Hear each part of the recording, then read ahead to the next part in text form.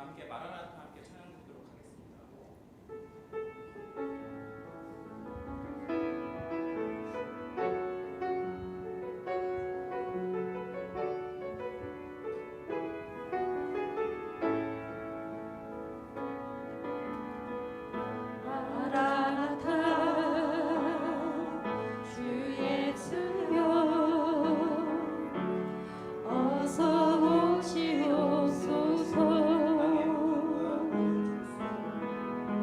땅에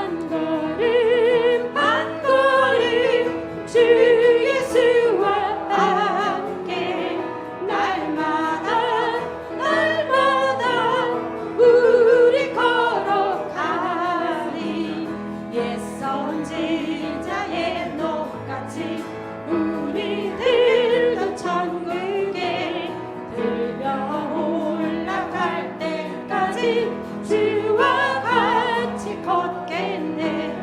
한 걸음 한 걸음 주 예수와 함께 날마다 날마다 우리 걸어가리.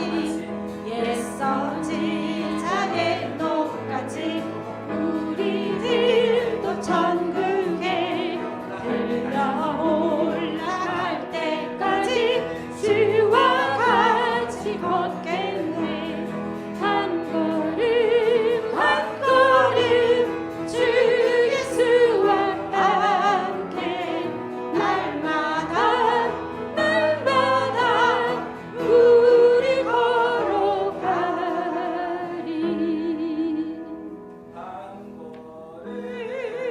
한 걸음 주 예수와 함께 날마다 날마다 우리 걸어가리.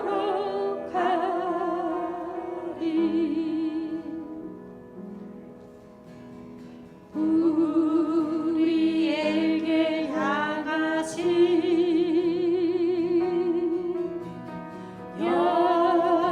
여호와의 인자하심이 크고 크도다. 크시도다. 크고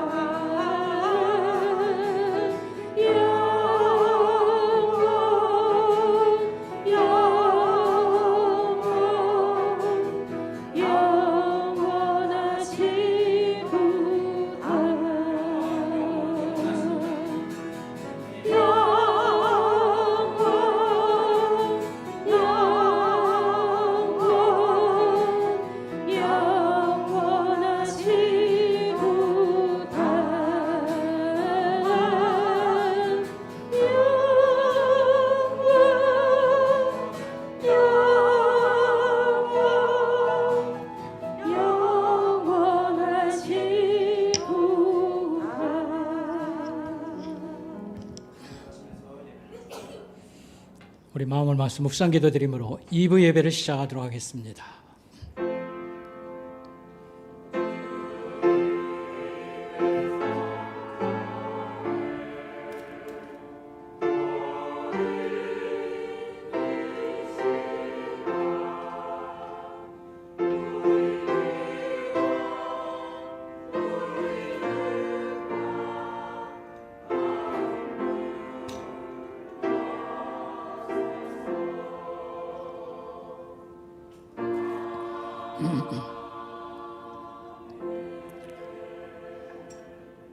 온 땅은 여호와를 두려워하며 세상의 모든 거민들은 그를 경외할지어다. 여호와께서 나라들의 계획을 폐하시며 민족들의 사상을 무효하게 하시는도다. 그러나 여호와의 계획은 영원히 서고 그의 생각은 대대에 이르리로다. 여호와를 자기 하나님으로 삼는 나라 곧 하나님을 기업으로 선택된 백성은 복이 있도다. 여호와는 그를 경외하는 자 곧 그의 인자하심을 바라는 자를 살피사 그들의 영혼을 사망에서 건지시며 그들을 굶주릴 때에 그들을 살리시는도다. 우리 영혼이 여호와를 바라며 그는 우리의 도움과 방패시로다. 여호와여, 우리가 주께 바라는 대로 주의 인자하심을 우리에게 베푸소서. 아멘. 하나님 아버지, 이 아침에도 이 세상을 주관하시고 통치하시는 하나님 아버지 앞에 나와서 예배드리게 됨을 감사드리옵나이다. 지난 한 주간 이 조그만 나라 대한민국의 정치적 상황 변화로 우리 마음이 불안과 근심이 컸으나 이 아침 고요함과 평안한 마음을 주셔서 하나님을 다시 예배케 하게 하시니 감사를 드리옵나이다. 이어지는 사회적 분위기로 성탄절이 가려지지 않게 하옵시고 이 나라를 하나님 아버지의 거룩한 손 위에 올려놓사오니 불쌍히 여겨주셔서 정상을 되찾게 하옵시고 역사 발전으로 이어지게 하옵소서. 이 시간 모든 성도들이 성삼위 하나님께 온 마음을 집중하여 찬양드리고 감사의 마음으로 예배드리기 원합니다. 영광을 받으시옵소서. 예수님의 이름으로 간절히 기도드리옵나이다. 아멘. 우리 다 같이 자리에서 일어나셔서 구장 찬송 부르겠습니다.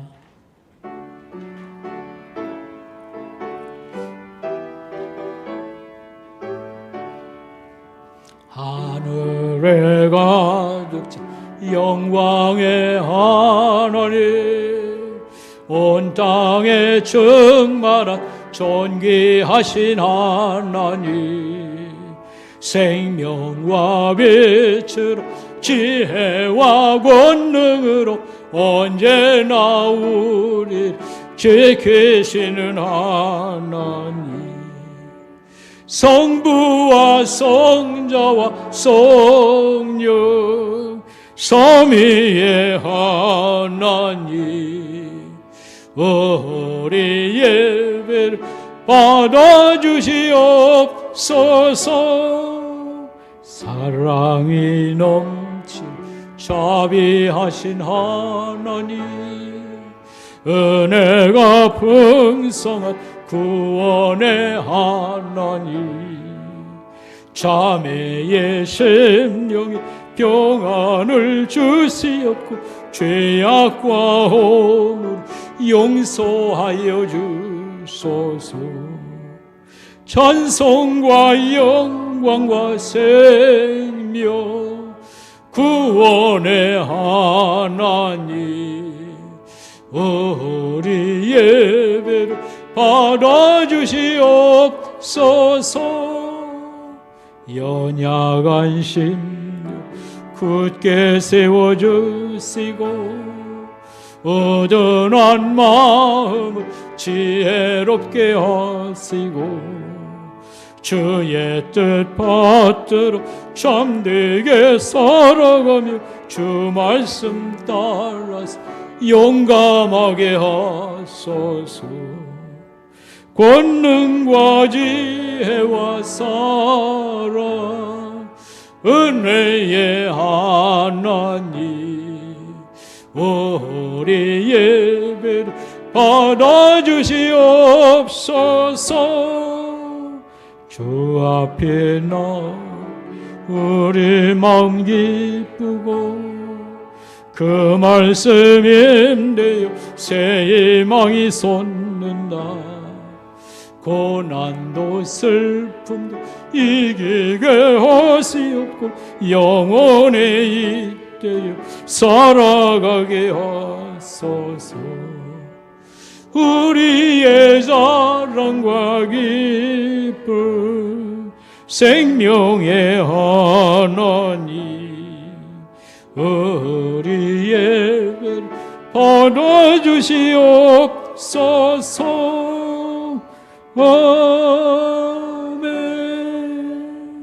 2층의 문을 좀 닫아주시기 바랍니다. 2층. 우리 머릿속에서 참여하는 마음으로 하나님께 기도드리도록 하겠습니다. 하나님 아버지, 고마운 마음 없이 사는 습관이 우리에게 있습니다. 당연한 것으로 받아들이거나 때때로 기대가 큰 관계로 부모에게도 부부지간에도 지도자에게도 고맙다고 생각하지 않았습니다. 심지어는 예수 그리스도에게도 당연한 것으로 여기듯이 고마운 마음이 매우 적어서 그 큰 사랑과 은총이 값싼 은혜가 되었습니다. 용서하여 주옵소서. 철들은 아이처럼 깨닫는 마음, 묵상하는 마음이 만일 갖기를 원하오니 도와주시옵소서. 또한 성탄절을 준비 없이 맞는 일이 많았습니다. 돈 벌고 노는 사람들은 성탄절을 크게 생각하고 준비하는 그런 일이 있으나 하나님 백성으로 성탄절을 아이들이나 부모님 생신 챙기는 것보다도 관심을 두지 않았습니다. 불쌍히 여겨주시고 용서하여 주시옵소서. 고쳐 살기 원합니다. 이 시간 하나님과 나만이 하는 은밀한 죄악을 고백하며 참여하는 기도를 계속하옵나이다.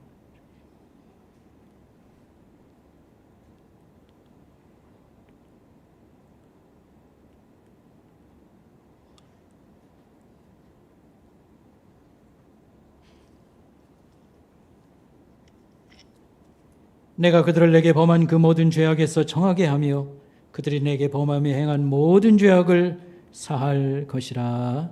아멘.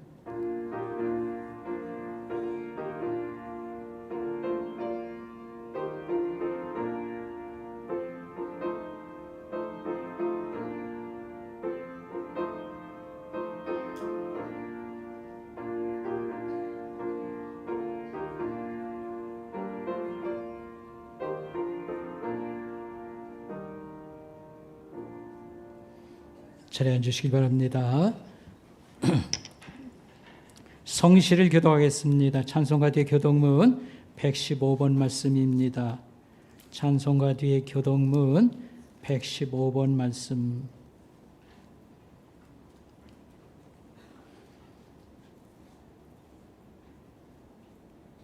성문으로 나아가라 나아가라, 백성의 올길을 닦으라.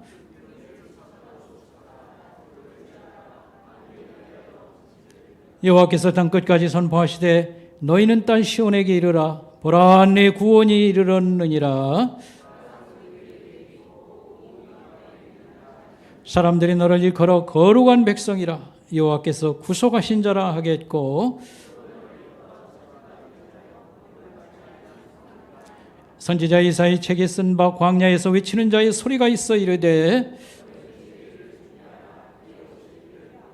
모든 골짜기가 메어지고 모든 산과 작은 산이 낮아지고 모든 육체가 하나님의 구원하심을 보리라 함과 같으니라. 아멘. 우리 찬송 부르겠습니다. 134장 부르겠습니다.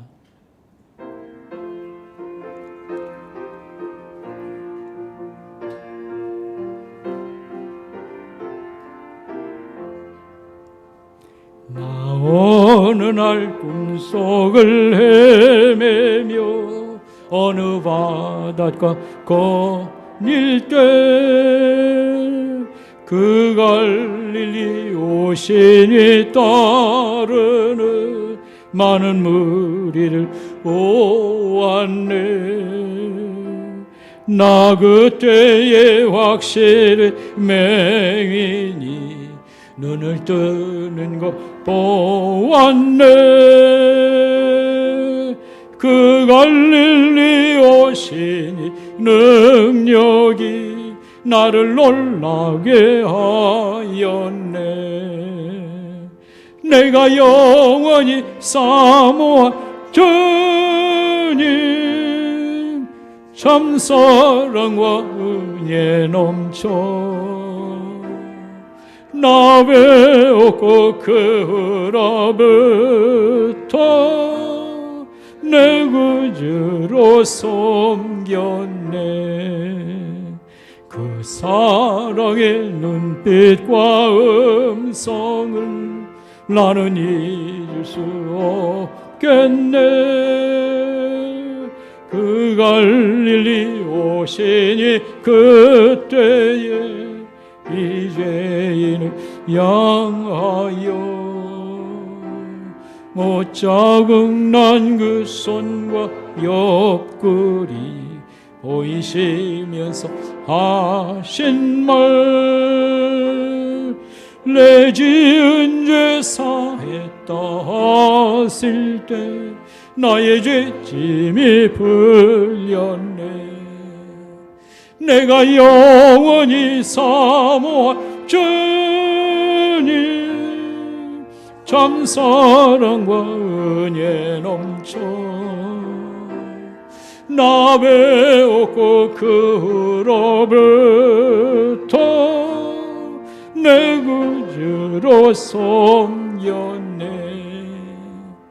그 눈빛 향하여 잔잔하라고 명했네. 파도가 주 말씀 따라서 아주 잔잔케 되었네. 그 잔잔한 바다에 평온함 나의 맘속에 남아서 갈릴리 오시니 의지할 참된 믿음이 되었네. 내가 영원히 사모한 주님 참 사랑과 은혜 넘쳐 나 배웠고 그 후로부터 내 구주로 섬겼네. 이 세상의 무거운 전쟁자 모두 주 앞에 나오라. 놀라운 은혜를 받아서 마음의 평안을 얻으라. 나 주께서 명하사 복음을 힘써 전하며 살 동안 그 갈릴리 오시니 내 맘에 항상 계시기 원하네. 내가 영원히 사모한 주님 참 사랑과 은혜 넘쳐 나 배웠고 그 후로부터 내 구주로 섬겼네. 125장 부르겠습니다. 찬송 125장입니다.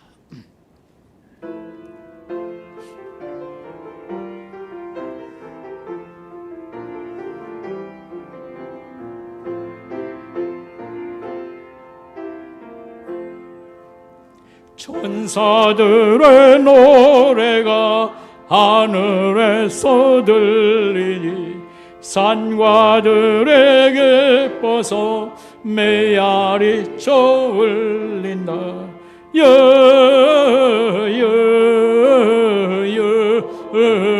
영광을 높이 계신 주께 영광을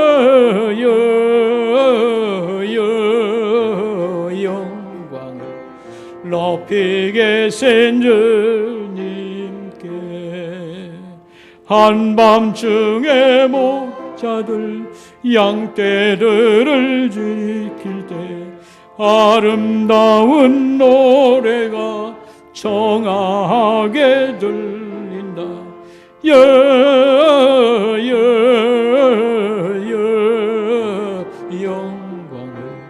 높이 계신 주께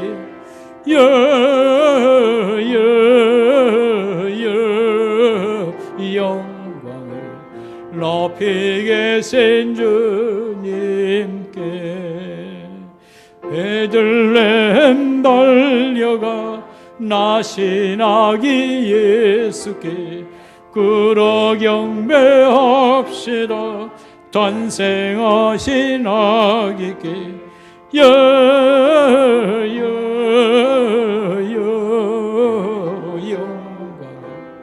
높이 계신 주께 영광을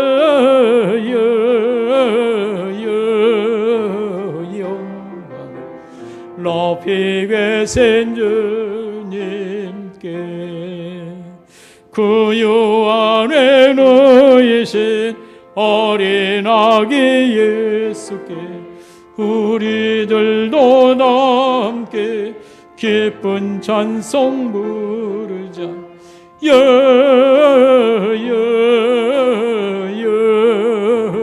영광을 높이 계신 주께 영광을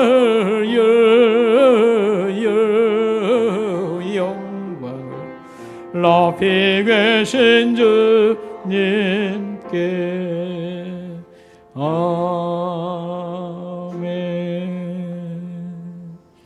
우리 함께 기도드리겠습니다. 김선희 집사님, 김선희 권사님 기도 인도하시겠습니다.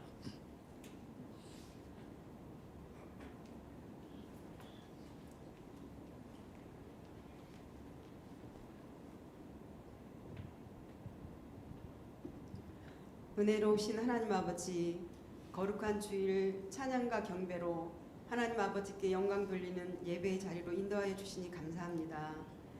평화의 왕, 어두운 세상 빛으로 오신 주님을 찬양하며 우리의 마음과 정성을 다해 하나님을 경배하오니 저희들의 예배를 받아 주시옵소서. 귀한 예배의 시간 주님의 음성에 귀 기울이게 하시고 염려와 걱정으로 얼룩진 우리의 마음이 참된 힘을 얻게 하여 주시옵소서. 사제의 시간을 통해 변화되지 않는 우리의 죄된 모습을 예수 그리스도의 보혈로 용서하여 주시니 감사합니다. 주님의 구원의 은혜에 감격한 날들을 기억하며 날마다 감사함으로 주께 나아가고 하나님을 잘 섬기는 성도들이 되게 하여 주시옵소서. 하나님 아버지, 우리의 자녀들이 정결한 마음과 정직한 영으로 새롭게 되기를 기도합니다. 참과 거짓, 옳고 그름을 하나님은 구별할 수 있는 영적 분별력을 주시옵시고 하나님 지혜를 허락하여 주시옵소서. 하나님 아버지, 한 주간은 우리나라에 여러 가지 하나님 힘든 시간을 보냈습니다. 우리나라를 불쌍히 여겨 주시옵소서. 국가의 위기 상황 속에서 45년 전 하나님 권력을 찬탈하기 위해 수많은 생명을 죽음으로 몰아갔던 5월의 봄을 생각했던 시간이었습니다. 최고의 권력자가 자신의 안위를 위해 국가를 위기 속에 내몰았습니다. 국가의 안보와 국민의 생명과 안전은 무관심으로 하며 거짓으로 하나님 진실을 가렸던 시간이었습니다. 자신의 안위만 생각하는 하나님 우리나라의 대통령이 부끄럽기만 했습니다. 우리나라를 불쌍히 여겨주셔서 정치, 경제 모든 영역에 하나님의 공의가 강같이 흐르게 하여 주시옵소서. 대통령과 이정자들이 하나님 서로 마음을 모아 하나님을 두려워하게 하시고 여야가 하나 되고 국가의 안보와 국민을 지키기에 하나님 이 위기 상황을 지혜롭게 헤쳐나갈 수 있도록 인도하여 주시옵소서. 말씀을 전하기에 단위에 세워주신 우리 원로 목사님 영육간에 강건케 하여 주시옵시고 성령으로 충만하게 하여 주시옵소서. 선포되는 그 말씀 위에 하나님 듣는 저희들에게는 내 인생의 주인 되신 주님을 더욱더 깊이 알아가게 해주시고 예수님을 닮아가는 삶이 되게 하여 주옵소서. 성가대의 찬양을 기뻐 받아 주시며 하나님께 영광 돌리는 찬양 되게 하여 주시옵소서. 오늘도 예배를 돕는 손길들을 축복하여 주시고 건강으로 채워 주시옵소서. 감사드리오며 이 모든 말씀 우리 주 예수님 이름으로 기도드렸습니다. 아멘.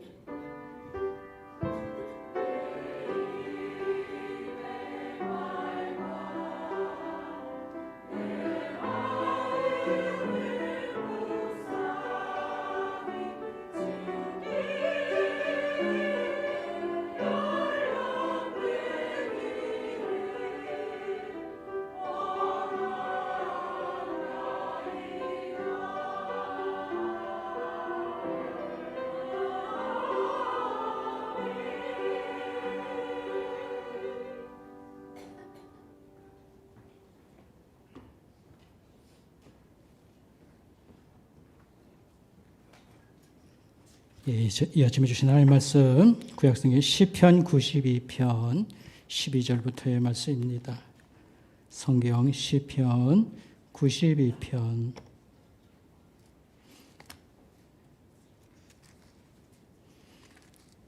12절부터 15절까지 말씀입니다. 871페이지 여러분 가지고 계신 성경 871페이지 참고하시길 바라겠습니다. 시편 92편 12절부터의 말씀입니다. 의인은 종려나무와 같이 번성하며 레바논의 백향목같이 성장하리로다. 이는 여호와의 집에 심겼으며 우리 하나님의 뜰 안에서 번성하리로다. 그는 늙어도 여전히 결실하며 진액이 풍족하고 빛이 청청하니 여호와의 정직하심과 나의 바위 되심과 그에게는 불의가 없음이 선포되리로다. 아멘. 이 시간 성가대가 찬양으로 하나님께 영광을 올리겠습니다.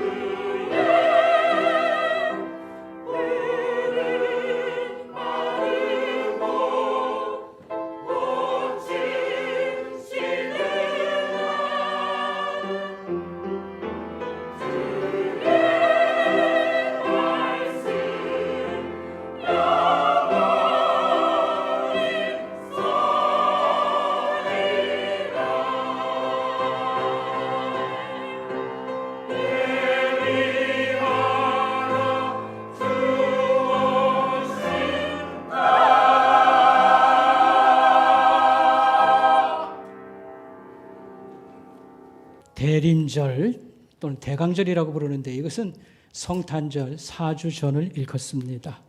예수님의 탄생과 다시 오심을 기다리고 준비하는 그런 기간이다, 이렇게 말할 수 있겠습니다. 올해는 11월 마지막 주간부터 시작이 되었습니다. 지금 성탄 준비를 막 한다고 하면 좀 늦은 감이 있어요. 좀 늦었어도 내년에는 잘하면 되지. 이런 생각은 아주 좋지 않은 생각입니다. 왜 그런가 하면 예수님의 성탄절과 부활주일이나 감사주일이 얼마나 큰 날인지를 우리는 알아야 하고 철저히 준비하고 기다림으로 가슴이 설레야 된다, 이렇게 말할 수가 있습니다. 원래 예배 절기가 그 과거 교회 역사에 쭉 있어서 특별히 성탄절 전에는 이렇게 대강절 끝나고 나서도 이제 4주간 동안 이렇게 높은 산에 올라갔다 내려간 것만 이렇게 지키고 이런 것들이 언제 다 무너졌냐 할 것 같으면 이제 미국의 서부 개척 시대, 그때 막 전도들을 또 쫓아가서 열심히 하고 그랬거든요. 그 여파로 부흥의 불꽃이 솟았고 한국의 선교사들이 넘어오고 그랬어요. 이런 과정에서 그냥 부흥회 때 예배 드리는 거 있잖아요. 찬송 부르고 그죠, 설교 말씀 듣고 콜링이라고 헌신자 하고 막 이러면서 되도록이면 예배 순서는 간략하게 하고 이런 것들이 한국에는 남아 있어가지고 예전이라는 것이 없다가 이제 70년대부터 처음 이런 것들을 하는데 우리 교단은 좀 박자가 한참 늦다, 이렇게 말할 수도 있겠습니다. 어쨌든 우린 예수 그리스도의 이 땅에 오심 우리가 늘 알고 그 중요성을 강조합니다만 마음으로는 동의하지만 이 몸으로 움직이고 삶의 반영이 돼야 됩니다. 성탄절은 너무도 기쁘다, 이런 걸 우리는 회복해야 된다 말씀드릴 수 있겠습니다. 이때 우리가 성탄나무라고 하는 것을 만듭니다. 보통 성탄추리 이렇게 얘기하는데 성탄나무를 만드는데 소나무나 전나무 작은 것을 원래 배에다가 거기다가 이제 등을 매달고 금은 이런 장식을 이렇게 했던 것입니다. 언제부터 이게 시작이 되었는가는 정확한 유래가 찾기가 어렵습니다. 16세기 동판화에 이런 모습이 나타나기 시작합니다. 그러나 이건 확실해요. 종교개혁자 마틴 루터가 독일에서 개혁했던 것처럼 독일에서 시작되었고 그 다음에 19세기 1800년대에 독일에서도 이게 퍼지기 시작했고 이제 기독교 또 국가라고 하는 이제 영국으로 건너가서 1800년대에 유행되었습니다. 그러니까 한마디로 역사는 길지는 않다, 이렇게 말할 수 있겠습니다. 오늘은 성탄절과 나무 이런 소재로 하나님의 말씀을 여러분과 나누도록 하겠습니다. 제목은 내가 성탄나무가 되자, 이런 제목이 되겠습니다. 오늘 성경 말씀 시편 91편 12절부터 13절에 보면 물론 15절까지 읽었습니다만 이런 것입니다. 내용은 의인은, 여기 의인은 신자를 가르쳐요. 하나님 믿는 신자. 모두가 다 죄인인데 그거 벗은 사람들. 의인은 종려나무와 같이 열매를 많이 맺고 백향목같이 크게 자란다. 왜냐하면 하나님 집 정원에 심겨져서 하나님이 가꾸시고 보살피기 때문에 그렇다, 이렇게 말했습니다. 그들은 늙어서도 열매가 많고 푸르르며 하나님의 좋은 면을 세상에 널리 보여주는 일을 한다, 이런 말씀이 대충이 내용의 말씀입니다. 제가 나무에 대해서 몇 가지를 얘기할 때나 사람에 대해서 얘기할 때 혹시라도 휴대폰 가지고 검색하는 사람 없길 바랍니다. 집에 가서 꼭 하세요. 잘 들었다가 예배 시간에 하면 안 됩니다. 종려나무라고 하는 것은 쉽게 말하면 대추야자라고 부르는 나무입니다. 그게 아름답기로 유명하고요. 두 번째로는 열매를 많이 맺혀요. 좋은 열매를 많이 맺혀요. 키는 한 15m까지 자라고요. 별명이 있어요. 생명나무라고 합니다. 근데 생명나무라고 부르는 이유 중엔 두 가지가 있는데 첫째는 아주 끈질기게 오래가요. 나무를 불태워도 그냥 없어지지 않는 나무. 생명나무. 근데 실제로는 열매를 많이 맺어서 붙여진 이름입니다. 열매를 얼마나 많이 맺냐면요. 나무에 수십 배 열매가 맺는다 그 뜻이 아니고 100년에서 150년 동안 열매를 맺어요. 그러니까 살기도 엄청나게 오래 살면서 100년, 150년 가도 있지 않습니까? 변함없이 열매를 이제 맺는 나무. 그 열매는 대추야자라고 하는 것은 대추같이 생겼는데 크기는 서너 배 정도 크기가 됩니다. 맛은 이 대추를 꿀에다가 절인 것 같은 맛입니다. 달콤하지요. 그래서 그 대상들이라고 여러 사람들이 낙타에다가 상품들을 싣고 이 광야나 사막을 횡단해서 먼 여행이 가능했던 것이 이 음식이 있어서 대추야자가 그들의 주식이었기 때문에 가능했고 실크로드라고 하는 시작도 바로 이 대추야자 덕분이다 이렇게 말하고 있습니다. 그 다음에 백향목이라고 하는 나무는 아주 큰 나무의 대표입니다. 거목이라고 말할 수 있습니다. 키는 40m 정도까지 큽니다. 40m 하면 아파트 10층에서 12층 높이 굉장히 큰 나무입니다. 그 다음에 이것은 소나무과에 속합니다만 소나무하고는 조금 다른 사춘쯤 됩니다. 그래서 개입갈나무라고 이렇게 속에 해당됩니다. 이 나무를 딱 폈을 때에 이 결이 아름답고 향이 아주 좋습니다. 그리고 나무가 단단해요. 단단하고 오래가고 병충해가 잘 먹지 않는 나무. 그러니까 목재로서는 그냥 1등이에요, 1등. 그래서 선박을 만들 때나 건축할 때 고대 왕국 시대부터 이걸 지금으로 말하는 레바논 이 산지 거기서 이 백향목이 세계 각지로 이렇게 건축 제재로 배만드는 것으로 나아갔고 지금은 하도 그렇게 많이 비어가지고요. 지금 많이 남진 않은 국가에서도 레바논 국기에 이렇게 돼 있고 국가에서 보호하고 그렇게 하고 있습니다. 어쨌든 이 예수 믿는 우리 신자들, 하나님 믿는 자들을 어떻게 말했냐면 종려나무같이 많이 열매를 맺고 그 다음에 백향목같이 거목으로 자랄 수 있는 나무다. 그러니까 우리의 가능성을 이렇게 말씀한 건 굉장한 축복입니다. 우리가 좋은 열매를 많이 내놔서 세상 사람들에게 많은 좋은 그런 영향력을 이런 선물할 수 있고 유익을 줄 수 있고 또 이런 가능성을 가진 존재라 이렇게 지금 말하고 있는 겁니다. 어쨌든 우리에게는 너무 귀한 그런 말씀이요 축복이다 이렇게 말할 수 있겠습니다. 우리 첫 번째 생각할 것은요 예수님과 나무를 생각하도록 하겠습니다.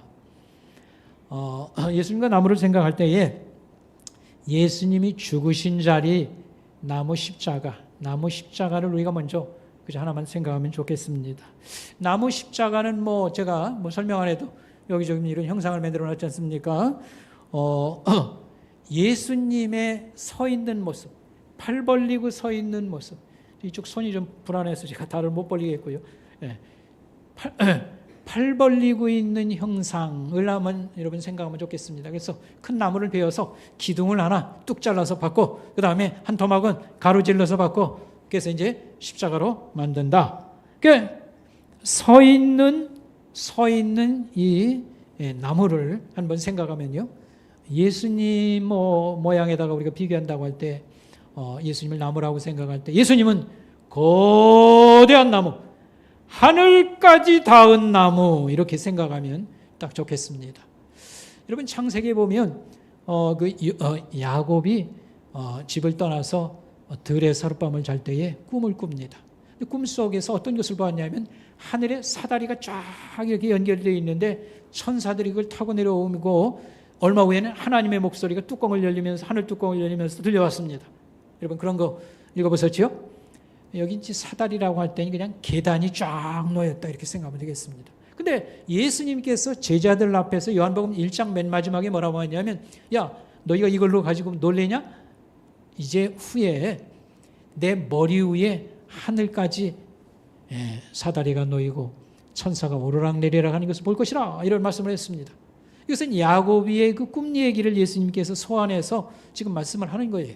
근데 이것은 뭘 얘기하시려고 그러냐면 예수님이 오셔서 하는 역할, 하늘과 땅을 잇는 역할을 내가 이제 한다 이런 말씀입니다. 내가 곧 길이다 이런 말씀을 했고요. 나로 말미암지 않고는 아버지께로 올 자가 없다 라고 예수님께서 말씀하셨습니다. 하늘과 땅을 잇는 사다리, 이건 사람도 그런 거 만들 수 있지 않나? 그게 아니고 죄인이 하나님 앞에 나갈 수 있는 유일한 길은 예수밖에 없다. 이제 그런 말씀이 되겠습니다. 그리고 하나님의 복이 이 땅에 내려올 때 예수님을 통해서 온다 라고 하는, 그게 영생이 되었든 천국에 들어가는 것이 되었든지 간에, 그래서 우리가 받은 복은 이중적인 복이다 이렇게 말할 수가 있겠습니다. 또 한 가지, 가로질른, 십자가에 가로질른 통나무는 팔 벌린 예수님, 지구라고 하는 이 공을 거기에 인류가 다 모여 산다고 할 때 그것을 안아주시는 예수님의 팔 벌리는 그런 형상, 사랑의 표현으로 우리가 이해하면 좋겠습니다. 예수님은 사랑의 대명사이고요. 예수님의 사랑은 너무 크고 위대합니다. 갑자기 예수님의 사랑이 크고 위대하고 그러니까 뭐가 무슨 사랑이 그렇게 큽니까? 이렇게 생각할 수도 있습니다. 예수님을 세상에 소개했던 세례 요한은 예수님이 처음 등장할 때 이렇게 말했어요. 보라! 세상 죄를 지고 가는 하나님의 어린 양을 보라! 이렇게 말했습니다. 여기서 세상 죄를 지고 가는 하나님의 어린 양, 양은 제물로 하나님께 바치고요. 우리 죄 문제를 위해서 그가 이제 죽으실 것이다 이런 내용을 포함하고 우리가 어느 정도는 알고 있습니다. 여러분, 죄에 있는 사람은 하나님을 감당 못합니다. 태양을 우리가 감당 못해요. 우리의 시력이 계속 태양 쳐다보면요, 시력이 망가집니다. 뜨거운데 감당 못해요. 우리 다 익어버립니다. 하나님은 인간을 창조했지만 이 세상을 다스리는 분입니다. 죄를 벌하십니다. 그러므로 깨끗한 세상, 좋은 세상이 만들어질 수 있는 거 아니겠습니까? 그러니까 하나님 앞에 죄인은 그야말로 만나면 그건 죽는 거죠. 없어지는 존재. 근데 죄 많은 자 누구라도 좋은 그런 기회를 주셨습니다. 그 아들을 통해서 우리 대신 벌받게 하시고 죄인이 살아나는 그런 길을 허락해 주셨다. 그래서 우리가 예수 믿을 때 뭐 별별 복을 뭐 얘기합니다만 항상 기억할 것은 우리는 하나님 앞에 나타나게 되었습니다. 갈 수 있게 되었습니다. 죄 벗었다는 얘기인데 이게 첫째 가는 큰 복임을 항상 우리는 기억을 해야 될 것입니다. 그리고 그뿐만 아니라 죄만 벗겨준 것으로 하나님이 끝난 게 아니라 어마어마한 선물을 줬는데 그게 바로 뭐냐면 하나님에게 가서 살 수 있는 거. 아무나 가서 사는 건 아니잖아요. 입양되어서 영적 양자를 삼아서 그냥 천국 와서 얼마 살다가 그냥 가라 이렇게 쫓아내는 거 아니고요. 거기서 상당한 그런 위치를 가지고 대접받는 존재로 사는 것. 이와 같은 이중적 복을 우리가 받았습니다. 항상 얘기해도 지루할 수 없는 내용입니다. 항상 교회 강단에서는 그러므로 복음이 늘 말하지 않으면 쳐다보게 하고 시청각적으로 먹어보게 하고 성찬식이지요. 우리의 이 복은 항상 말하든지 말하지 않으면 쳐다보기라도 해야 된다라고 말할 수 있겠습니다. 그래서 누가복음 1장의 성탄 이야기가 나올 때 예수님의 생모인 이 마리아가 자기가 받은 복은 이렇게 말합니다. 만세 나를 복받았다고 할 것입니다. 만세라고 하는 말은 오고 오는 모든 세월을 잇는 사람, 모든 인류가 나를 복받았다고 할 것이다. 이렇게 말을 했어요. 맞지요? 근데 이 마리아의 받은 복이나 우리가 받은 복이나 사실은 똑같다고 봐도 틀림이 없어요. 영생은 하나님하고 함께 사는 거고요. 그 다음에 우리가 하나님 집안에 입양되었다. 영적 자녀가 되었다. 이게 마리아 받은 복이나 똑같습니다. 영원에 미치는 영원까지 이어지는 복을 받았도다. 그러므로 우리가 이것을 안다고 하면 예수님과 관련된 무엇이든지 귀하게 여기고 성탄절이 왔다. 무슨 나라가 이 조그만 나라가 흔들흔들 한다고 그래서 그거 다 무시해도 됩니다. 성탄절을 가려서는 안 됩니다. 아멘. 이게 우리가 믿는 십자가 복음의 내용이고 나라가 잠깐 어수선해지지만 다시 이제 정상 회복하리라 생각하면 됩니다.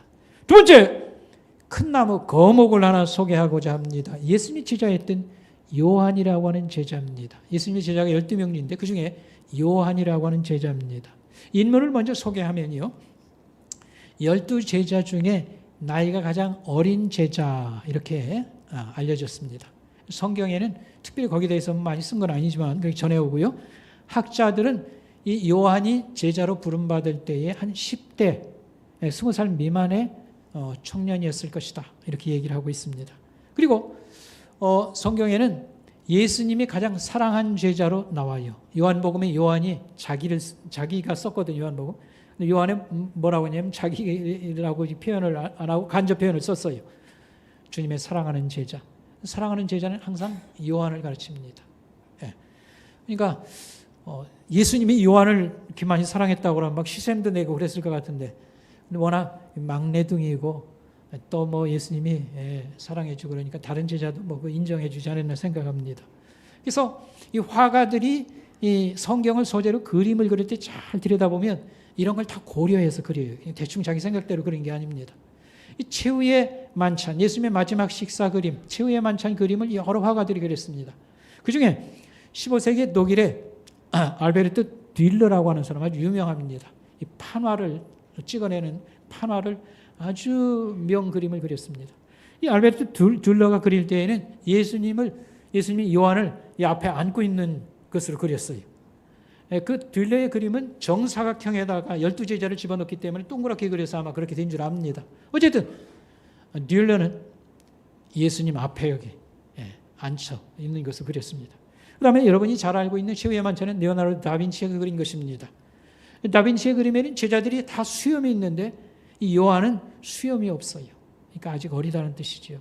그 다음에 예쁜 동그란 얼굴에 예쁜 소녀같이 이렇게 그려놨어요. 요한의 모습입니다.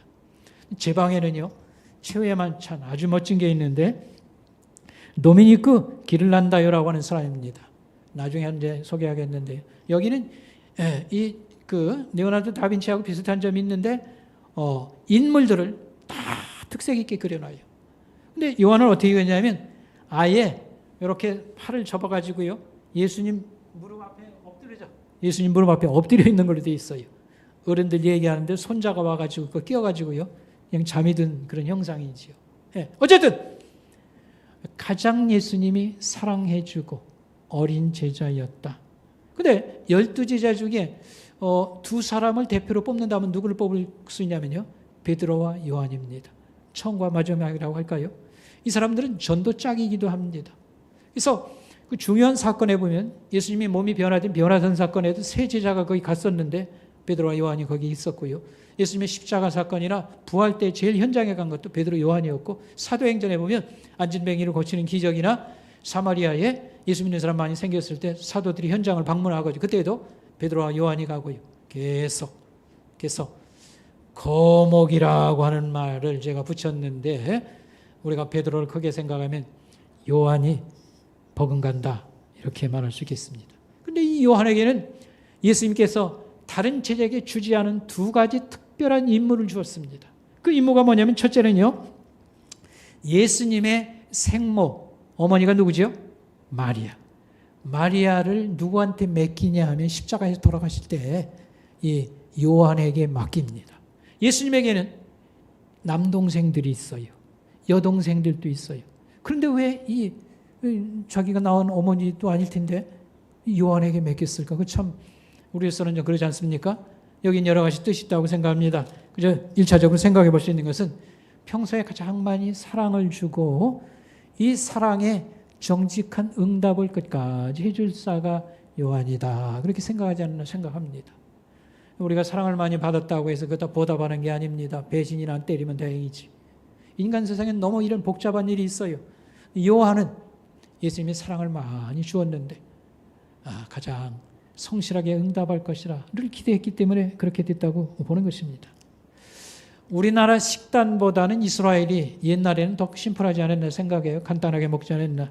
요한은 제가 근거가 없지만 추정을 할 때에 한 마리아하고 30년 갭이 생기지 않나 생각을 해요. 나중에 기회 있으면 설명하겠습니다. 요한이 51대 마리아는 80살 할머니 되지 않았나 생각합니다. 그러니까 젊었으니까 식탁도 차리고 설거지도 아마 많이 했겠다 싶은 거고요.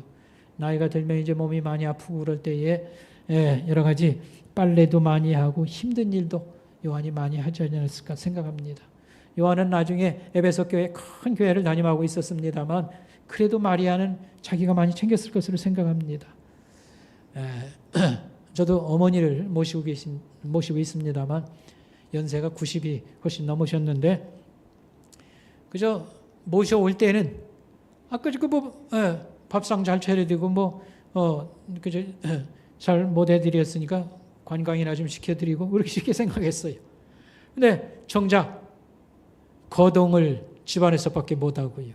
화장실 출입밖에 못하고 이러고 건강이 안 좋으니까 매사 식욕이 없고 의욕이 없고 병치레하게 되고 그니 짐이 되지요. 아마 모르긴 몰라도 요한도 상당히 기쁨으로 했지만 이 마리아가 남 가는 길을 똑같이 간 거 아니겠습니까? 병들고 아프고 이런 거 있을 때에 얼마나 부담이 많이 짐이 되었을까 이런 생각을 한번 해봅니다. 여기서 우리에게 성탄절에 배워야 될 사실이 하나 있다고 생각합니다. 그게 뭐냐면 생모가 아닌 분을 우리는 어머니로 부르기도 해요. 생모가 아닌 분들을 낳아주지 않은 사람을 어머니라고 부르기도 해요. 누굴 그러죠? 시어머니, 두 번째 장모님, 또 누구? 시어머니, 장모님. 여러분 교회의 노인들을 성경은 영적 가족이라고 말합니다. 그래서 다 사실은 집사님, 장로님 어쩌고 그러는데 가장 좋은 것은 형제 자매예요. 우린 형제 자매로 끝까지 가요. 그러니까 우리 노인 성도들은 영적 어머니, 대개 이제 영적 어머니라면 자기를 신앙적으로 잘 돌봐준 사람을 그렇게 얘기합니다만 교회의 노인들을 우리는 영적 어머니를 생각해야 됩니다. 아멘? 그래서 성탄절에 아까 그랬잖아요. 이제 젊을 때는 괜찮아요. 피차가 젊을 때는 계시면 더 좋은 거고 일도 도와주고 용돈도 주고 그러나 90 가까이 가서 거동 못하고 병치레하고 그러면 요한도 굉장히 힘들었을 거예요. 그 큰 교회 목회를 하면서 또 감옥에 가기도 하고 얼마나 힘들었을까요? 그러나 그가 끝까지 성실했던 것처럼 우리도 시어머니 또 누구지요? 장모님, 교회의 성도들을 낳아주지 않은 어머니인데 우리 한국 사람들은 이 혈족 개념, 혈통을 굉장히 중시해요. 근데 이것은 장점도 있지만 아주 깨뜨려 버려야 됩니다. 그래서 내가 낳지 않으면 이건 자식으로 안 치고 며느리하고 자꾸 갈등이 생기는 것이 자식이라면 그런 생각 못 하거든요. 이 혈통 강조. 그래서 우리는 입양도 잘하지 않고 이민도 잘 지금 거북스럽게 생각. 이거 좋지 않습니다. 왜 안 좋냐면 결혼이라는 것은 가까운 핏줄끼리 하면 안 돼요. 부작용이 생깁니다. 아주 남하고 해야 돼요. 그러니까 하나님이 인류를 한 가족으로 만들고 이렇게 어울려서 살도록 한 거거든요. 아멘? 그러니까 내 새끼 내 핏줄 이거 찾는 거 있잖아요. 아주 나쁜 사고방식이라고 생각하고 그러나 자식을 낳아서 키우기가 얼마나 어렵습니까? 자기 생모, 자기 아버지 귀하게 여겨야 되지만 법적인 한 가족된 사람들, 장모님, 시어머니를 이렇게 모시고 그러나 마음은 있지만 이 짐 된 거 예수님이 나 너무 짐이 돼요. 못 살겠어요. 할 때에 한번 기도해 보세요. 야, 내가 너 많이 사랑한다. 사랑하기 때문에 좀 맡긴 거야. 그 말씀을 기억하기 바랍니다. 아멘? 아무도 아멘을 안 넣는군요. 아무도. 요한은 또 한 가지 맡은 일이 있습니다. 성경을 완성하는 것입니다. 성경을 완성하는 것. 요한은 요한복음하고 요한 1, 2, 3, 4하고 요한계시록을 썼어요. 제가 지금 말하려는 건 요한계시록입니다. 요한이 죽을 때는 주 100세, 100세가 아니라 100년. 그러니까 예수님이 28년에 돌아가셨다고 보거든요. 주 28년. 그 다음에 요한은 100년대, 그가 90세쯤 사망한 것으로 그렇게 이제 전해 내려오고 있습니다. 그때 교회는 어떤 형편이냐면 그 예수님의 그 제자들이요. 열심히 전도하고 순교자들이 되고요. 교회가 굉장히 많이 커졌어요. 여기저기 교회가 생기고. 그런데 여기 박해가 옵니다. 이 피바람이 불기 시작했습니다. 그래가지고 신자들이 이런 막 잡아들이고요. 죽는 사람이 생기고요. 관가에 끌려가고 그러면 도망칩니다. 그래서 유대교로 돌아가는 사람이 있고, 그래서 히브리서가 그걸 때문에 써진 책이에요. 유대교로 돌아가는 사람. 유대교는 그때 핍박을 안 받았어요. 그 사람들이 유대교로 옛날로 돌아가거나 아니면 신앙을 그냥 버리는 거예요. 이런 일이 생겼을 때에 남아있는 12제자 중에 남아있는 요한의 입장에서는 기가 막힌 거예요. 여러분 생각해 보시기 바랍니다. 양 한 무리를 이렇게 키우는데 늑대 3마리가 나타나가지고요, 다 깽판을 쳐요. 뿔뿔이 흩어질 때에 목자가 허겁지겁하지 않겠습니까? 요한이 그 심정이에요. 그럴 때 하나님께서 요한계시록을 쓰게 했습니다. 사실 요한계시록이라는 책은 성격상 종말을 얘기하거나 내세를 강조하거나 좀 그러려고 한 게 아니고, 그 당시에 이런 핍박에 고통당하는 자들에게 먼저 고난이 끝이 있다, 영광이 다가온다, 그걸 보여주기 위한 것이고, 오늘 우리는 또 그런 차원에서 이 말씀을 우리는 배우고 묵상해야 되겠습니다. 악에 저항하라. 신앙을 버리지 말라. 고난은 금방 끝난다. 이런 말씀을 계속 설교하고 격려하고 단송하고 희망을 주는 요한의 그 시절에 그 불타는 가슴이 어떻겠습니까? 이 일을 잘 감당해냈다. 거목이다. 이렇게 말씀을 드릴 수가 있겠습니다. 제가 이제 마지막 한 사람, 잡목 한 그루를 소개하겠습니다. 나무를 얘기하는데 뭐 거목은 좋은데 작은 나무라고 하지 잡목은 또 뭐냐. 이것은 제가 그런 뜻은 뭐냐면 별 볼 일 없는 나무 이런 뜻입니다. 별 볼 일 없는 나무인데 열매가 그냥 가득 너무 좋게 맺힌 그런 인물이 있어서 한 사람 소개하는데, 일본 사람입니다. 아사카와 다쿠미라고 하는 사람입니다. 저는 원래 일본 사람을 안 좋아해요. 우리 고조 할아버지가 의병대장으로 일본 사람 싸웠고 일본에서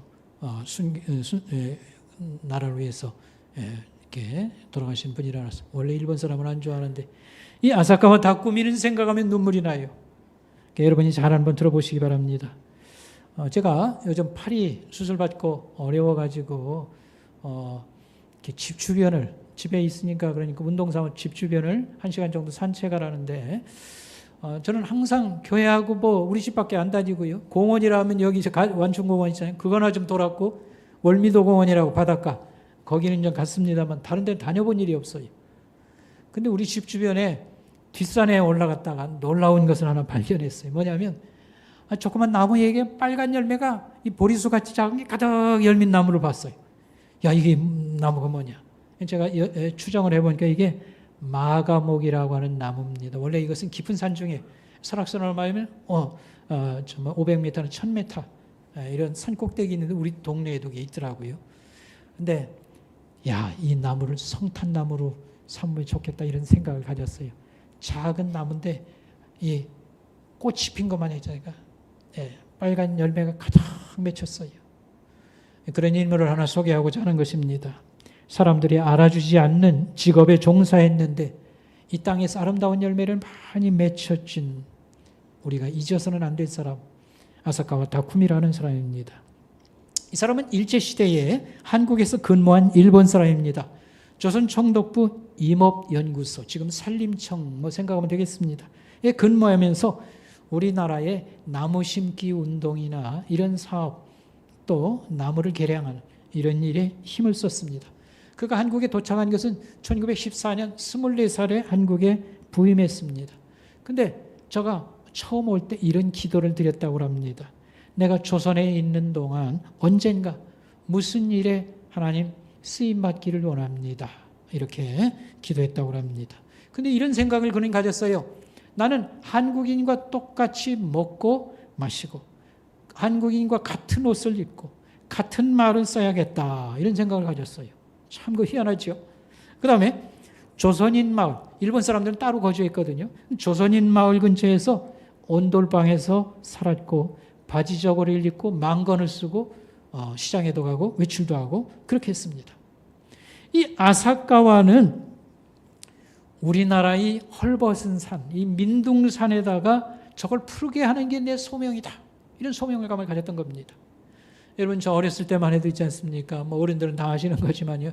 초등학교 가면 있지 않습니까? 그 풀씨 받아서 풀씨 받아가지고 가을에는요 갔다가 나무가 너무 없고요. 그냥 민둥상이라 놔서 그거 갖고 오려고 그렇게 했습니다. 사실 우리나라 국가에서 산내 나무 심은 것은 1970년대라고 그래요.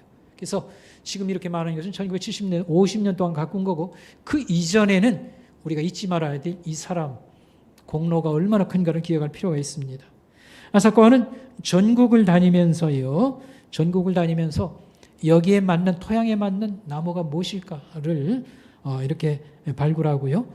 나무를 이제 국가적으로 뭡니까 그 당시 그 관공서 직원으로서 나무 심기를 장려하고 그랬습니다.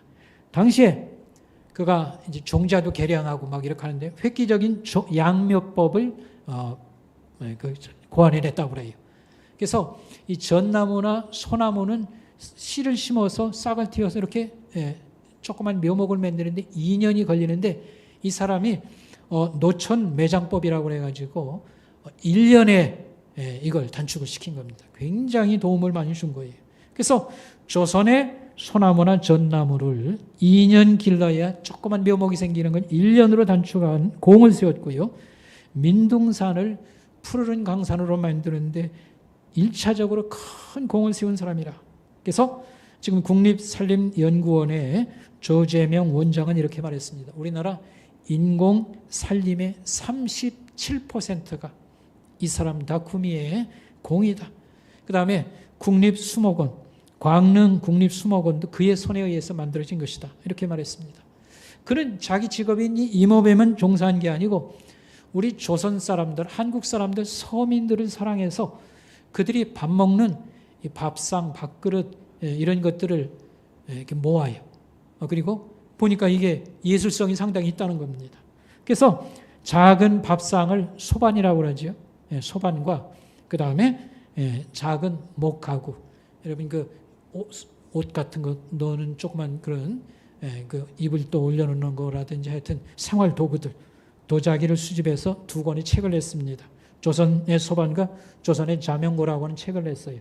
저는 우연히 그걸 샀는데 나중에 알고 보니까 이 다쿠미의 이런 훌륭한 작품이더라고요.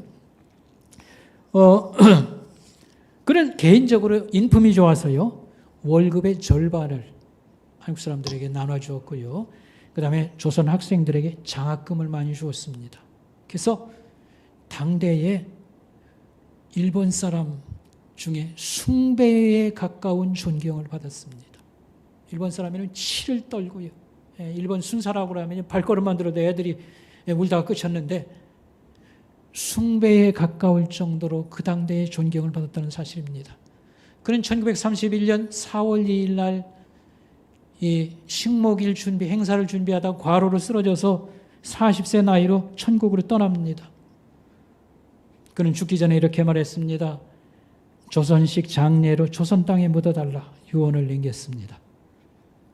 그의 장례는 임업 시험장 광장에서 열렸는데 그날 비가 억수같이 쏟아졌다고 그래요.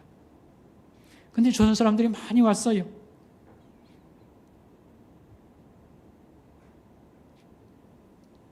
그의 시신을 행여에다 메고 가는데 서로 막 그러려고 그러는 거예요.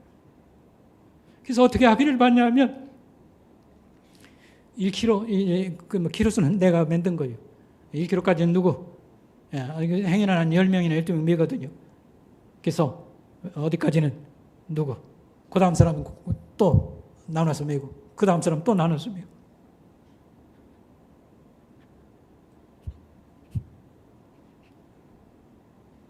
이런 장례식은 이전에도 없고 이후에도 없습니다. 이런 장례식은 이전에도 없고 이후에도 없습니다. 관이라도 한 번 만져보기를 소원했던 조선 사람들.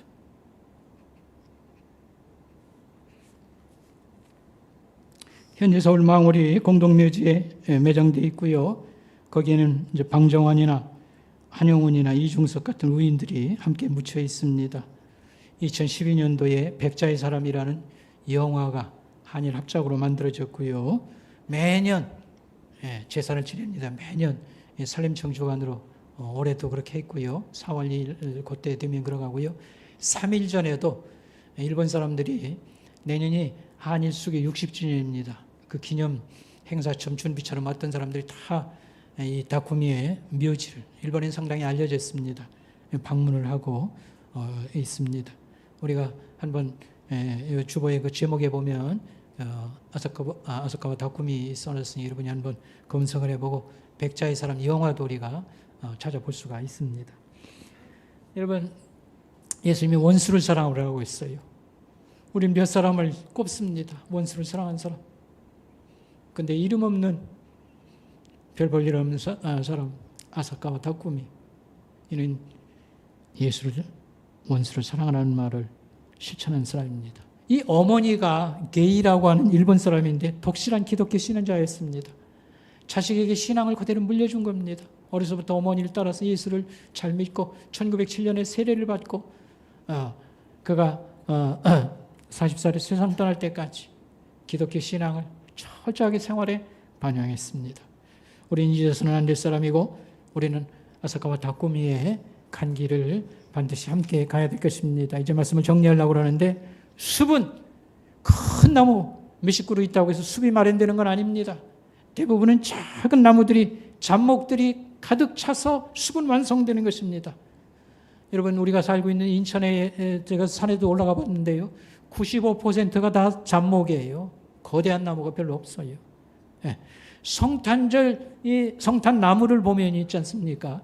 여기 큰 전구나무 몇 개 켜가지고 이게 멋있겠어요?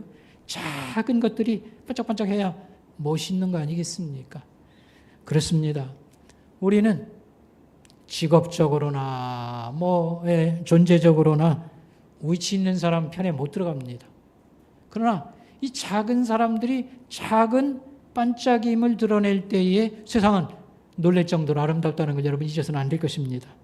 근본 성탄절에 우리가 할 일이 있어요. 여러분 잘 듣기 바랍니다. 근본절에 할 일, 첫째, 산타를 치워버려야 됩니다. 누구를 치우라고요? 산타. 산타가 뭔지 알지요? 산타가 예수님을 가리고 있어요. 장사하는 사람들이 내세우는 이 산타를 치워야 됩니다. 손자, 아들 선물 사다 주고 싶으면 사다 주면서 오늘 예수님 성탄절이야, 예수님 주는 선물이야, 똑바로 가르쳐 주시기 바랍니다. 아멘? 산타를 없애고. 두 번째, 집에다가 이 기념물을 좀 만들 필요가 있는데 이 조그만 거라도 이게 반짝하는 그 물품이라나 비싸요. 그러니까 어떻게 하면 좋으냐면 이 동그란 거 있잖아요. 이 리스라고 부르지요. 이것은 그냥 회초리 같은 거 몇 개 이렇게 동그랗게 만들어서 묶어가지고요. 반짝종이나 아니면 뭘로 이렇게 테이프 같은 걸로 감아도 돼요. 거기다가 다이소에 가서 2,000원만 주면 꽃도 팔고 반짝반은 별도 팔아요. 해서 만들면 얼마든지 좋게 만들지요. 이렇게 하고 반짝이는 줄 창문에다 한 가닥만 얹이고요. 여기다가 있지 않습니까? 내가 2,000원만 드리면 된다고 그랬잖아요. 그리고 카드 써서 예수님 감사해요. 올해 내가 고마운 사람들 이렇게 써서 손자하고 또는 아들들하고, 아들이 다 컸으면 그래도 만드세요. 그러면 아들들은 그럴 거예요. 우리 어머니는, 우리 아버지는 그래도 나는 그때 예수 안 믿었어도 항상 이렇게 성탄절 즐거워하고 이런 것도 손자들에게 만들어주시고 반드시 그럴 것입니다. 그리고 이것은 꼭 해야 됩니다. 뭐냐 하면 양말 2짝이든지 장갑 하나를 선물하시길 바랍니다. 되도록이면 가족들에게는 하지 말고 다른 사람에게, 아시죠? 거기다 간단하게 성탄 행복하게 성탄절 보내세요. 근데 왜 양말입니까? 예수님은 마지막에 제자들이 뭐를 시키셨어요? 발을. 장갑은 기도하는 그런 의미가 있잖아요. 그래서 삐죽언니 갖다 주기가 좀 그러면 우리 교회에서 성탄절에 서로 나누라고 그랬어요. 이렇게 해서 좀 계속을 해보세요. 전 교인이. 그 다음에 다른 교회 계속하면 큰 선물 보따리 밥 사주고 의미 없어요. 배부른 시대라나요. 밥 사줘야 돈만 나가지 의미 없습니다. 여러분 꼭 실천하시기 바랍니다. 저도 지금 하려고 동네 어떤 아저씨도 지금 생각해 놓고 우리 친척 중에 어렵게 사는 분이 있거든요. 또 개척교회 어려운 분들 생각하고 있습니다. 기도하겠습니다. 하나님 아버지 하나님 감사합니다. 세상이 요란스러워서 근심이 이렇게 적게 생기고 또 불안하지 않는가 이런 마음이 있사오나 우리에게 평화를 주시고 진정으로 세상을 거룩해 하시고 구원하신 우리 주님 생각할 때 항상 기쁘고 감사합니다. 근본 성탄절 우리가 의미 있게 잘 보낼 수 있도록 도와주시옵소서. 예수님의 이름으로 감사하며 기도드립나이다. 아멘. 이 시간 우리 헌금 하나님에게 봉헌할 때에 이 영상을 통해서 여러분들이 하나님을 찬양했으면 좋겠습니다. 그 아주 훌륭한 음악과 함께 여기 한 얘기가 나올 거예요. 근데 그 얘기 하나님 앞에 또 아름다운 그런 봉헌의 어떤 메시지 담았다고 생각하고 여러분 헌금 드릴 때 그렇게 참여해 주시기 바라겠습니다.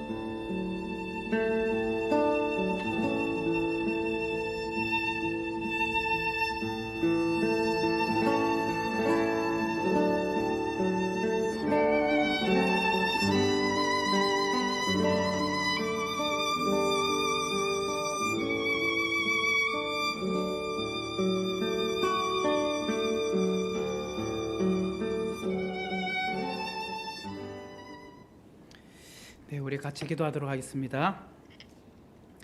은혜로우신 하나님 감사합니다. 오늘도 복된 주일 저희들에게 또 허락하시고 또 추운 날씨 가운데서도 또 한 주간 일터에서 또 가정에서 또 학교에서 열심히 또 생활하시다가 오늘 주일 예배에 나왔습니다. 오늘 특별히 성탄의 의미를 저희들에게 또 깨우쳐 주시고 또 저희들이 오직 주님 한 분만을 바라보며 그 주님의 은혜 안에 거하는 우리 모두가 되기를 원합니다. 하나님, 오늘 저희들의 삶 속에 찾아오신 성탄의 주님을 찬양하며 예배하며 또 헌금을 드립니다. 바치는 모든 손길들 위해 주님께서 축복하여 주시고 이 사랑을 저희들이 또 만인들에게 전하며 베풀며 나눌 수 있도록 도와주옵소서. 우리 선목교회가 이 시대에 성탄의 주님을 온전히 전하는 그런 복된 교회가 되게 하여 주시고 하늘에는 영광이요 땅에는 평화라고 하신 그 놀라운 천사들의 그 메시지처럼 저희들의 온 천하에 다니며 그런 복됨을 전하는 자가 되게 하여 주옵소서. 아무리 경제적으로나 정치적으로나 혼란하고 어려운 시대라 할지라도 우리는 오직 예수님께 소망을 두는 자인 줄 믿습니다. 우리의 삶 속에 어렵고 힘든 부분들이 있다 할지라도 낙심치 않게 하여 주시옵소서. 이 연말에 저희들이 온전히 또 남은 시간들을 또 잘 마무리하도록 도와주옵소서. 예수님의 이름으로 기도하옵나이다. 아멘. 우리 앞뒤 좌우를 바라보시면서 잘 오셨습니다. 인사하도록 하겠습니다. 네. 교회 앞에 소식을 알려드리도록 하겠습니다. 오늘 점심 식사 후에 지하 주차장 청소를 하도록 하겠습니다. 어제 우리 여자 성도님들 한 20분 정도 나오셔서 지하부터 3층까지 모든 방마다 청소를 했는데요. 정말 수고해 주신 모든 분들께 감사합니다. 오늘은 우리 남자 성도님들이 좀 바쁘시고 좀 그렇지만은 좀 날씨도 춥지만 점심 식사 하시고 좀 이렇게 도와주시면 감사하겠습니다. 그래서 지하 주차장에 주차되어 있는 그 차량들은 점심 식사 이후에 바깥으로 잠깐 옮겨 주시면 고맙겠습니다. 청소하고 다시 주차해 주시면 감사하겠습니다. 교회 학교 교사들을 위한 특강과 워크숍이 이번 주 토요일 날 오전 10시 30분에 이천 교육 1실에서 있습니다. 우리 해당되신 교사들과 내년도를 섬기게 되실 우리 신입 교사들도 함께 오셔서 귀한 시간이 되었으면 감사하겠습니다. 2025년도를 섬겨주실 순장 모임을 갖도록 하겠습니다. 12월 28일 이달 마지막 주 토요일 10시 30분에 이천교육 1실에서 모임 갖도록 하겠습니다. 그날 모여서 우리가 내년도 이제 순장으로서 또 다짐과 또 순장들 임명장도 드리고 그리고 함께 기도하는 시간을 갖도록 하겠습니다. 성탄 축하의 밤을 12월 22일 주일 저녁 7시에 본당에서 가지도록 하겠습니다. 여러분들 하나님 앞에 영광 돌리고 찬양하기를 원하신 분들은 김재용 권사님에게 신청해 주시면 감사하겠습니다. 헌금위원들 보시면 가운을 입고 있는데요. 우리 이다정 자매가 헌금위원 가운 4벌을 헌물해 주셨습니다. 진심으로 감사합니다. 다음 주일 15일은 저녁 예배 시간에 파푸아 뉴기니에서 선교하고 계시는 김남수 선교사님을 모시고 말씀을 듣도록 하겠습니다. 여러분들 시간 내셔서 꼭 우리가 함께 귀한 은혜 갖도록 해주시면 감사하겠습니다. 이달 우리 시편 23편 암송하고 있는데 다음 시간에 우리 한번 이렇게 조금이라도 함께 외워보는 시간을 갖도록 하겠습니다. 우리 같이 찬송가 104장 찬양하도록 하겠습니다. 104장입니다.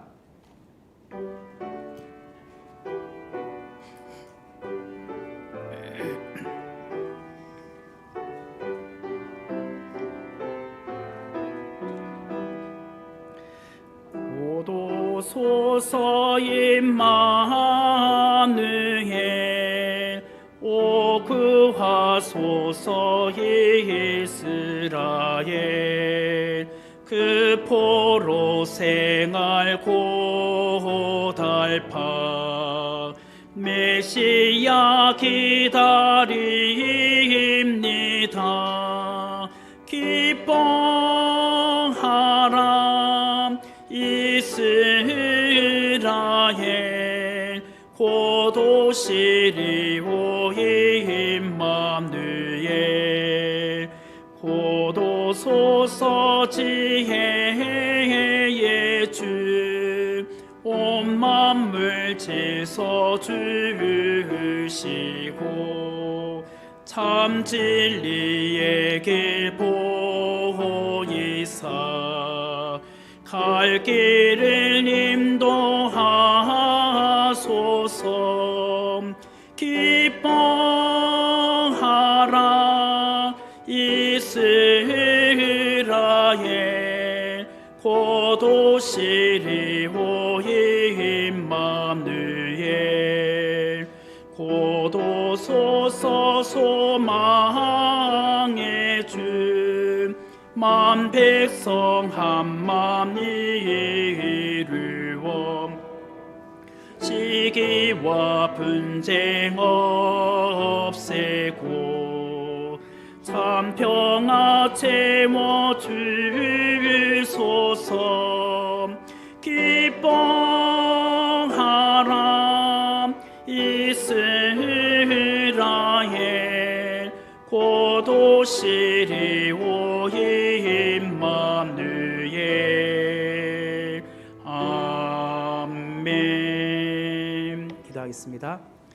지금은 성육신 하셔서 우리의 죄를 사하여 주신 우리 주 예수 그리스도의 은혜와 그 아들 독생자 예수를 아낌없이 우리에게 보내주신 하나님의 극진하신 사랑하심과 오늘 우리의 마음속에 내주하시는 성령 하나님의 내주와 교통하심이 오늘 성탄의 그 참된 의미를 우리의 마음에 갖고 남은 인생 주님과 동행하며 살기를 원하는 이 자리에 계시는 사랑하는 주의 자녀들 머리 위에 지금도 영원히 함께 있을지어다. 아멘.